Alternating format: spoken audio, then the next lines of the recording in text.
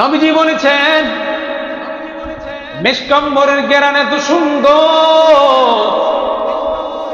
ওই ঘেরানটাই আমাদের নাকের মধ্যে লাগতেছে। এরে আব্দুল করিম, কোথায় থেকে তুমি এই ঘেরান লাগিয়েছো বলো? ছাত্র এবার বলতেছে, হুজুর আপনি কি বলেন, আজকে আমার সাথে এমন একটা ঘটনা ঘটেছে। ওই কি ঘটনা ঘটেছে?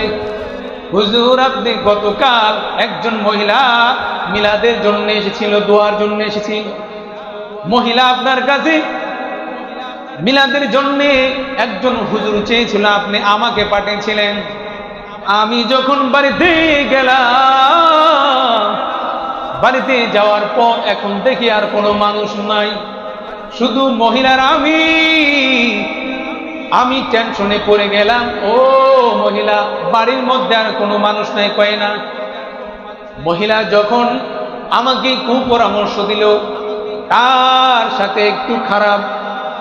সাথে একটু খারাপি করার জন্য, তার মনের চাহিদা পূরণের জন্য যখন বলল, আমার মহা বিপদ দেখে আমি আল্লাহ তাআলার উপর ভরসা করে বাথরুমে গেলাম। সুবহানাল্লাহ পড়েন। বাথরুমে যাওয়ার পর আমার মনের মধ্যে একটা হঠাৎ করে জ্ঞান আসলো, বুদ্ধি আসলো।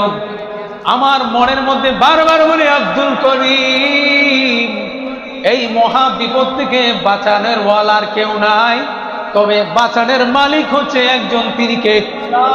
আল্লাহ তাআলা। আমার মাথার মধ্যে একটা জ্ঞান আসলো। আমি বাথরুম থেকে বাথরুম গুলা পায়খানা উঠে আমার জামা কাপড়ের মধ্যে মাখলাম। আল্লাহু আকবার। মাখার পর আমি যখন বাথরুম থেকে বের হলাম, হওয়ার পর দেখি মহিলা স্বেচ্ছায় নিজেই বলতেছে, এ আব্দুল করিম, এ মোল্লা, তুই কি পাগল নেই? তোর কি সেন্স নাই? তোর কোনো জ্ঞান বুদ্ধি নাই? বাথরুমে গেলি ভালো, কিন্তু বাথরুম থেকে বের হলি ময়লা যুক্ত, তার মানে তুই একজন পাগল। আমি তোকে স্মার্ট ভেবেছিলাম। যা যা, আমার বাড়ি থেকে তুই বের হয়ে যা। সুবহান।